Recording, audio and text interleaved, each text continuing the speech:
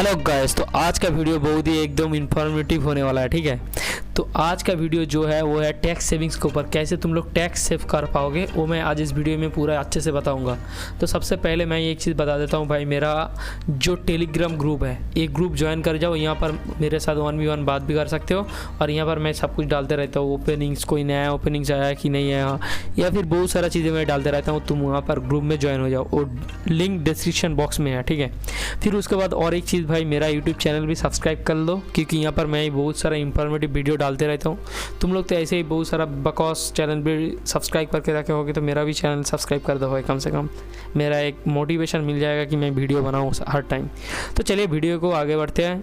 ये सब तो हो गया बात के बाद, पहले वीडियो को चालू करते हैं। तो आज का वीडियो जो होने वाला है टैक्स सेविंग्स के ऊपर, कैसे टैक्स को सेव किया जाए। ठीक है, वो मैं आज इस वीडियो में पूरा अच्छे से बताऊंगा टैक्स कैसे सेव किया जाए। क्योंकि देखो अभी तुम्हारा 90s या फिर 19 क्या होगा, अभी तुम्हारा उम्र हो गया 22 23 ऐसा कुछ होगा, क्योंकि अभी तुम नया नया कॉर्पोरेट जॉब चालू किए हो या फिर चालू कर रहे हो। ठीक है, तो तुम्हारा कुछ 23 ये सब उम्र होगा, तो तुम्हारा ये जानना बहुत ही ज़रूरी है। इस एज में तुम टैक्स के बारे में पूरा अच्छे से जान जाओगे, तो ये बहुत ही सही चीज़ है, एकदम बहुत ही सही चीज़ है। तो आज हम लोग टैक्स के बारे में जानेंगे कि कैसे टैक्स पे करना है, कितना कम पे करना है, कितना कम से कम पे करना है, मैं आज इस वीडियो में पूरा अच्छे से बताऊंगा। तो उससे पहले एक चीज़ जान लेते हैं कि टैक्स कितना टाइप का होता है। बहुत सारा का टैक्स, एक एक्चुअली तो 12 टाइप का टैक्स होता है, पर जो टैक्स तुमको देना पड़ेगा, एक है प्रोफेशनल टैक्स, एक है इनकम टैक्स।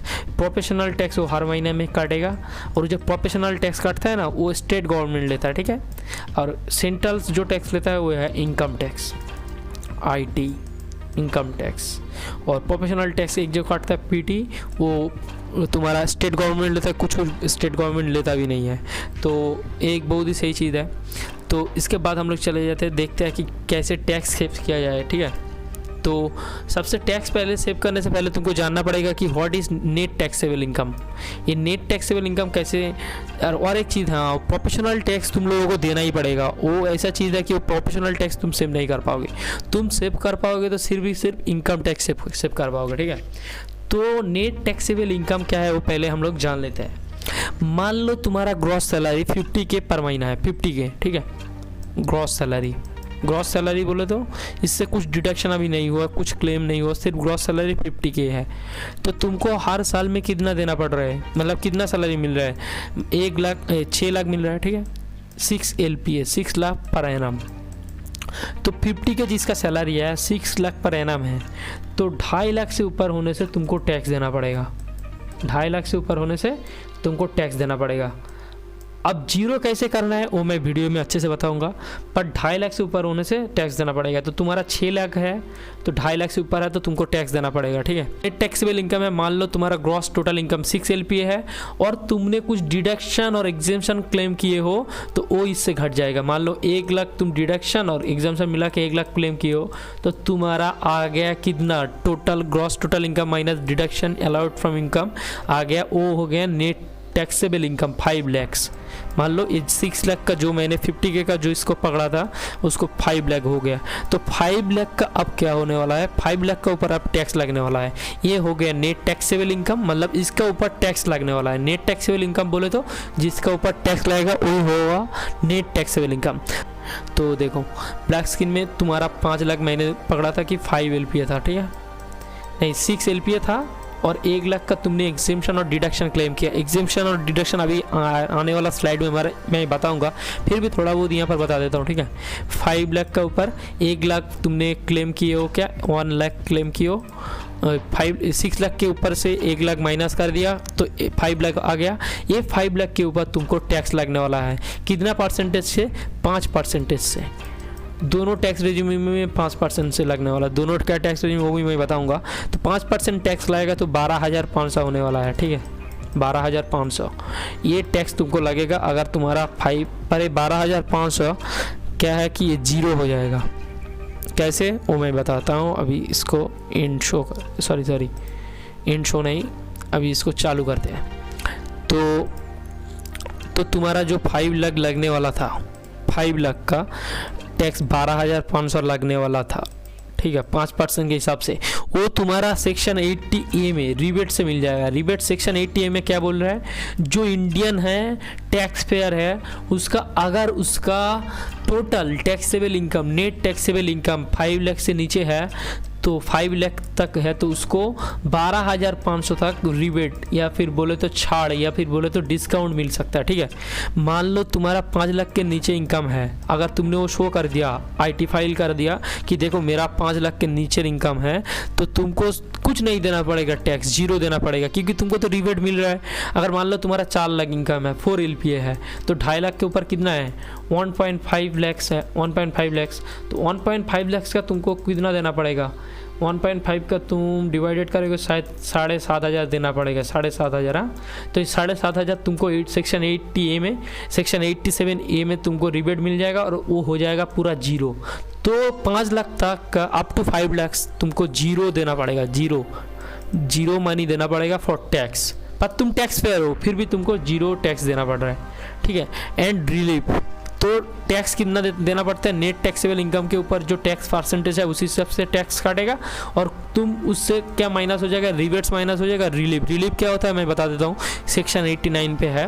रिलीफ यही होता है, मान लो तुम बहुत सारा कंपनी जैसे है बाईजूस है, और सॉरी मैंने नाम ले लिया पर कोई नहीं, मतलब बहुत सारा कंपनी ऐसा होता है ना कि तुम्हारा 1 महीना 2 महीना नहीं, मतलब वो सैलरी नहीं देता है, तो एक साथ बहुत सारा सैलरी एक साल में दे देता है।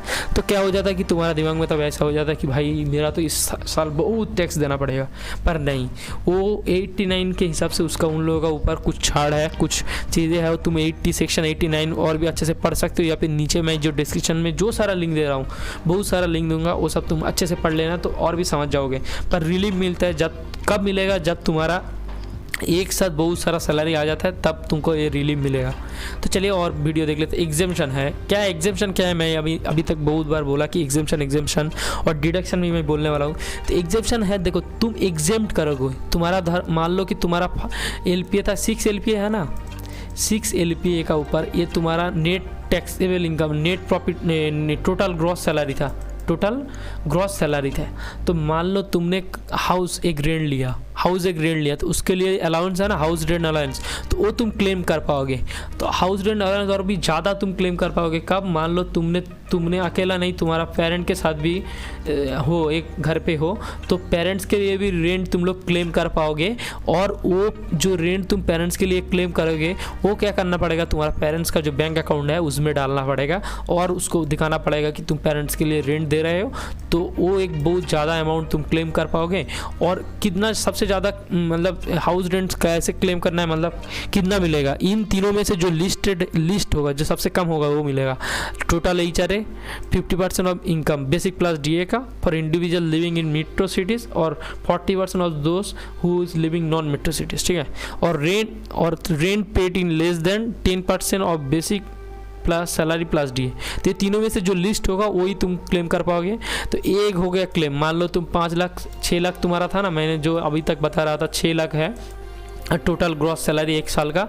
तो इसमें से तुमने हाउस रेंट अलाउंस एक साल का 8-8 हज़ार का, तो मान लो 10,000 तुमने लगाया एक महीना का, तो एक साल में 1,20,000 तुमको क्लेम कर पाओगे। तो 6 लाख से एकदम आ गया कितना, 4.8 तक आ गया। तो एक बार में तुम्हारा इतना घट गया कि तुमने अभी तुम्हारा देना ही नहीं है, कोई टैक्स देना ही नहीं है। तो सिर्फ हाउस रेंट अलाउंस क्लेम करके तुम्हारा टैक्स कुछ नहीं देना पड़ेगा। और उसके बाद आता है standard deduction, child education allowance, hostel subsidy, interest paid on housing loans, live travel allowance. ये लिव ट्रैवल अलाउंस ये भी बहुत बढ़िया एक अलाउंस है, तुम लोग ले सकते हो 4 साल में 2 बार। ठीक है, और लिव ट्रैवल अलाउंस सिर्फ यही तब भी मिलेगा जब तुम इंडियन कोई एयरपोर्ट या फिर इंडियन कोई पब्लिक ट्रांसपोर्ट तुम यूज़ कर रहे हो। ठीक है, डोमेस्टिक ट्रैवल रेलवे से एयर ट्रैवल से करोगे तो ले सकते हो 4 साल में 2 बार। तो 4 साल में 2 बार तुम जब ये ट्रैवल करोगे तो तुम ये लिव ट्रैवल्स अलाउंस ले सकते हो। तो तुमने मान लो पूरा घर का होम टूर एक किया तो उसके लिए तुम लोग लिव ट्रैवल्स अलाउंस ले सकते हो। ठीक है, तो उसके बाद ये एग्जेम्पशन में तुम लोग बहुत सारा एग्जेम्पशन क्लेम कर पाओगे, house rent allowance, standard deduction, ये जो मैंने जो सब बताया। तुम लोग तुम्हारा मान लो तुम्हारा कोई बच्चा है, चिल्ड्रन है, तो इतना सारा तुम लोग अलाउंस क्लेम कर पाओगे। अब तुम्हारा कोई बच्चा है उसके लिए चाइल्ड एजुकेशन अलाउंस क्लेम कर पाओगे, वो हॉस्टल में रहता है उसके लिए हॉस्टल सब्सिडी भी मिलेगा। तो ये सब एग्जाम्पशन था। इसके बाद आता है डिडक्शन। डिडक्शन पूरा अलग ही चीज़ है। मान लो तुम्हारा 7.5 लाख है, तुम्हारा क्या 7.5 लाख है LPA टोटल ग्रॉस इनकम, तो उसका ऊपर तुम लोग डिडक्शन क्लेम कर पाओगे सेक्शन 80 का मुताबिक।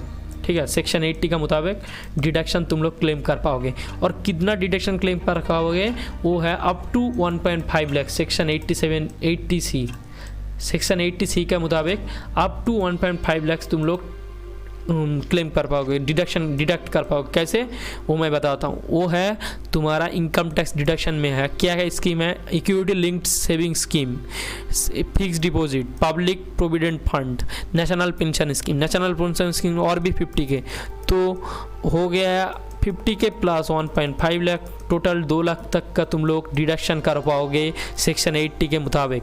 उसका मतलब ये हो गया, मान लो तुम्हारा 7.5 लाख का सैलरी है 1 साल का, तो तुमने और 2 लाख घटा दिया।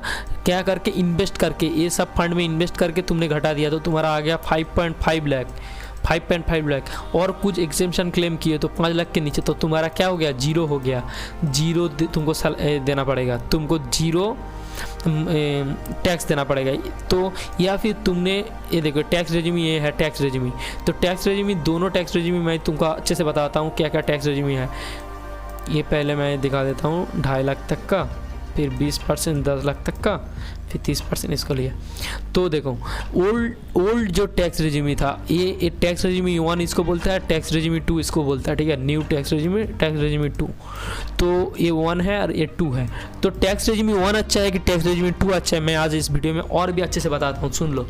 ओल्ड टैक्स रेजिमी में तुम लोग कोई एग्जाम्पशन जो सब था, वो house rent alliance, lift travel alliance, कोई क्लेम नहीं कर पाओगे। ठीक है, पर न्यू टैक्स अलायंस में तुम्हारा टैक्स कम देना पड़ेगा। टैक्स रेट बहुत कम है। देखो जैसे कि 7.5 से 10.5 तक का तुमको 15% टैक्स देना पड़ रहा है, तब कि न्यू में तुमको 20% देना पड़ रहा है। तो मैं अभी तुम लोगों के सामने 2 एग्जाम्पल लूँगा, एक 7.5 लाख का और एक कुछ लूँगा, एक वेबसाइट से 2 अलग अलग एग्जाम्पल लूँगा कि इतना तुमको महीना होगा तो तुमको कहाँ इन्वेस्ट करना चाहिए, कैसे टैक्स सेव करना। ठीक है, तो पहला एक देख लेते हैं।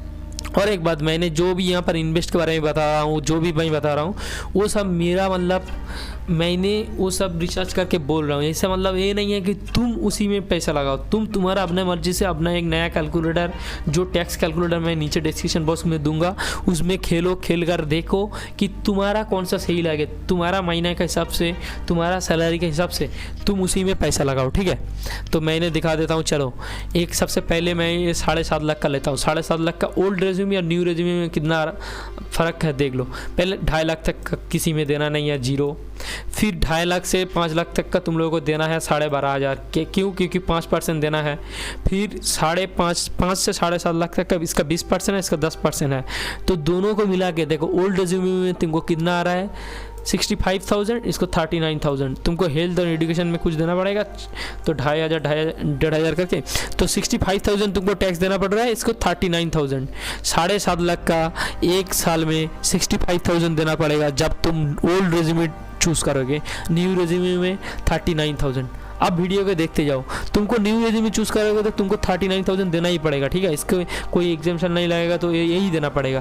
पर तुमने new old tax resume choose किए हो तो तुम कितना सारा तुम्हारा बेनिफिट होने वाला है। देखो, सबसे पहले तुम्हारा एनुअल इनकम है 7.5 लाख। ठीक है, उसके ऊपर से एग्जेम्पशन क्लेम कर पाओगे 80C में 1.5 लाख तक का। ये क्या है कि 1.5 लाख तुमको इन्वेस्ट करना पड़ेगा। तुम्हारा एक EPF होगा, शायद EPF या फिर PPF जो भी है।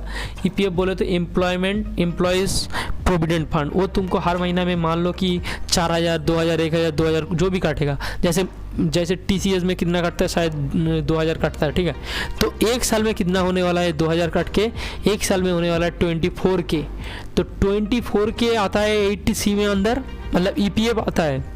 जो प्रोविडेंट फंड है ना, वो 80C के अंदर आता है, और ELSS भी 80C के अंदर आता है। तो तुम लोग चाहो तो ELSS में भी इन्वेस्ट कर पाओगे। तो मान लो तुम्हारा 24 क्या आ रहा है ना, मैं ब्लैक स्क्रीन में और इसके अच्छे से लिख कर बताता हूँ, आ जाओ दिखाता हूँ। ठीक है, तो मान लो तुम्हारा कितना है, 7.5 लाख तक का है, 750,000, ये है 1 साल का, ठीक है। अब 80C के अंदर तुम लोग 1.5 लाख तक क्लेम कर पाओगे। तो कहाँ कहाँ क्लेम करना है तुम्हारा, पहले तो PPF में काट लेगा कितना, 2000 करके मैंने बोला था 24,000, तो बाकी 1,36,000 तुम लोग PPF में इन्वेस्ट कर सकते हो, ELSS में इन्वेस्ट कर सकते हो। तो ठीक है, तो ELSS में इन्वेस्ट करने के लिए एक तरफ का म्यूचुअल फंड हो गया, एक तो तुम्हारा इन्वेस्ट हो रहा है, ELSS अच्छा रिटर्न भी देता है, ठीक है, और इसका लॉक इन पीरियड 3 साल का है, तो ELSS अच्छा रिटर्न भी देता है, 3 साल के बाद तुम लोग उठा भी सकते हो। और मान लो तुम्हारा 1,36,000, तो महीना का कितना हो गया, 10,000 से ऊपर, मान लो 11,000 कुछ भी हुआ, तो 11,000 हर महीना तुम लोग इन्वेस्ट भी करोगे तो तुम्हारा अच्छा अमाउंट एक तो जम रहा है, उसका ऊपर बाद में भी तुमको इसमें कोई टैक्स देना नहीं पड़ेगा। ये जो 1.5 लाख है इसका कोई टैक्स देना नहीं पड़ेगा। तो 7.5 लाख से तुमको 1.5 लाख और भी घटा दिया तो 6 लाख हो गया अभी, 6 लाख। और ये 6 लाख का तो मैं तुम लोगों को दिखा देता हूँ, ठीक है। ये 6 लाख जो हो गया ना 1.5 लाख का, और 80CCD में है NPS, नेशनल पेंशन स्कीम। ये नेशनल पेंशन स्कीम भी बहुत ही अच्छा चीज़ है। मान लो तुम कोई प्राइवेट सेक्टर में जॉब कर रहे हो तो तुम्हारा एक पास पेंशन जैसा चीज़ रहना चाहिए ना, तो नेशनल पेंशन स्कीम में 50,000 महीना का, 50,000 साल का बोले तो तुमको 4,000 हर महीना का लगाना चाहिए, ठीक है। एक सही चीज़ है। अब तुम तुम्हारा हिसाब से सोचो कि NPS में लगाना है कि नहीं है। अगर तुम NPS में बिना लगा के तुम 1.5 लाख घटा के तुम्हारा आ रहा है 5 लाख के अंदर, तुम नहीं लगा सकते हो। अब तुम्हारा मर्जी है तुमको क्या करना है, कुछ भी करके तुम 5 लाख के अंदर ले आओ। अगर तुम्हारा मंथली इनकम मान लो कि 1 लाख है तो तुमको तो 12 लाख हो जाएगा। तब क्या होगा मैं वो सिचुएशन आप बाद में बताता हूँ। अब 7.5 लाख के लिए कैसे घटाकर 5 लाख के अंदर लेना है तुमको वो सोचना पड़ेगा, ठीक है। जैसे यही जा रहे तुम क्लेम कर पाओगे, अंडर सेक्शन 80D के अंदर तुम लोग 50,000 ये भी क्लेम कर पाओगे, ठीक है। तो ये सब क्लेम करके तुमको आ रहा है 4,09,000 कुछ ऐसा आ रहा है, ठीक है। तो ये तुम क्लेम करके इसका ऊपर आप टैक्स नहीं देना पड़ेगा, क्योंकि 5 लाख के अंदर जो भी होगा उसको कुछ टैक्स नहीं देना पड़ेगा, ठीक है। तो आशा करता हूँ कि तुम लोग सब समझ पा रहे हो कि क्या हो रहा है, मतलब क्या ये कैसे टैक्स सेव करना है। कुछ भी करके तुम 5 लाख के अंदर तुम्हारा लेकर आओ एग्जेम्पशन और डिडक्शन क्लेम करके, फिर क्या होगा, फिर तुमको कुछ टैक्स नहीं देना पड़ेगा। तो मेरा जो मुद्दा है इस वीडियो का क्या है कि तुम लोगों का टैक्स सेव करना है, ठीक है। तो तुम लोग और भी गूगल आउट करो कि कैसे तुम लोगों को कहाँ से इन्वेस्ट करना है, क्या करना है। मेरा वीडियो देख लिया इसका मतलब ये नहीं कि तुम लोग ऐसे जल्दी जल्दी लग गया कि कहीं भी इन्वेस्ट कर दो, ऐसा नहीं है। तुम लोग भी स्टडी करो, पढ़ाई करो, फिर पता लगेगा, ठीक है। तो मेरा वीडियो में यही कुछ था। तो और भी एक मैं चीज़ बताना चाहता था, देखो जैसे एनुअल इनकम 12,500 जिसका है ना, तो उसको कितना % टैक्स देना पड़ेगा वो मैं तुम लोगों को दिखाता हूँ। देखो 12,000 जिसका 500 है, सबसे पहले देखो 12,500 है। ओल्ड रिज्यूमी में कितना लग रहा है, 1,95,000 और इसके 1,30,000, ठीक है। तो 1,30,000। अब दोनों में, अब ये ओल्ड में तुमने जो सब क्लेम करना चाहते थे क्लेम किया, क्लेम करने के बाद भी देखो कितना आ रहा है, 1,17,000 आ रहा है, 1,30,000। देखो 13,000 घट रहा है ना, तुम्हारा 13,000 टैक्स सेव हो रहा है 1 साल का, ठीक है। तो महीना का एकदम 1,000 के ऊपर। तो तुम लोग ऐसे ओल्ड में या फिर ये में ओल्ड टैक्स रेजिम या न्यू टैक्स रेजिम में किस में क्या करना है या फिर नहीं करना है। अगर तुम इन्वेस्ट नहीं करना चाहते हो कि तुम्हारा पैसा बर्बाद हो जाएगा, ये 13,000 जो इन्वेस्ट करके नहीं आएगा, या फिर कुछ ऐसे सोच रहे हो, तब तुम तुम्हारा मन के हिसाब से ओल्ड टैक्स रेजिम में चूज़ करोगे कि न्यू टैक्स रेजिम में चूज़ करोगे, वो तुम सोच सकते हो, ठीक है। वो तुम्हारा ऊपर है। अगर मान लो जिसका 15 लाख जिसका है, 15 लाख, ठीक है, ये देखो 15 लाख जिसका है, अगर वो ओल्ड टैक्स रेजिम में चूज़ करता तो उसका कोई टैक्स जब कोई एग्जाम्पशन नहीं क्लेम करता तब उसको 2,73,000 देना पड़ता है, इसके 1,95,000। पर जब वो सब कुछ क्लेम करने के बाद भी दोनों का ही देना पड़ता है 1,95,000। तो भाई लोग देखो यहाँ पर old tax regime new tax regime में मेरे को अच्छा लगेगा, क्योंकि न्यू टैक्स रेजिम में, क्योंकि देखो तुमने जो सब पैसा लगाया इस हिसाब से 15 लाख का हिसाब से, तब तो तुमने कहाँ लगाया, ELSS में लगाया या फिर NPS में लगाया, ये सब में लगाया। अगर तुमने न्यू टैक्स रेजिम में चूज़ करोगे तो तुम्हारा मन के हिसाब से कहीं भी पैसे लगा सकते हो। तो मैं सोचता हूँ दोनों में भी कुछ कुछ प्रोस है, कॉन्स है। ये प्रोस और कॉन्स मैं बता देता हूँ। जैसे ओल्ड टैक्स रेजिम में एक तो सबसे बड़ा प्रोस है कि प्रोस यही है कि तुम तुम्हारा टैक्स सेव कर पाओगे। अगर तुम्हारा महीने में मतलब 50,000 60,000 कमाते हो तो तुम तुम्हारा टैक्स सेव कर पाओगे। न्यू रेज़्यूमे में क्या है, अगर तुम 15 लाख जैसा पैसा कमाते हो एक साल में तो तुम न्यू रेज़्यूमे चूज़ कर सकते हो, तब कि तुम्हारा, क्योंकि वो झंझट नहीं लेना पड़ेगा ना कि इन्वेस्ट करना पड़ेगा, ITR फाइल पे करना पड़ेगा। तुम सिंपल से न्यू टैक्स रेज़्यूमे ले लो और तुम्हारा टैक्स सेम ही लगेगा ना। तो यही एक प्रोस और कॉन्स है। तो आशा करते हो तुम लोगों का वीडियो को अच्छा लगा होगा। अगर वीडियो को अच्छा लगा है तो लाइक कर देना और अपने फ्रेंड लोगों के साथ भी शेयर कर देना। चलिए मिलते हैं अगले वीडियो में, बाय बाय।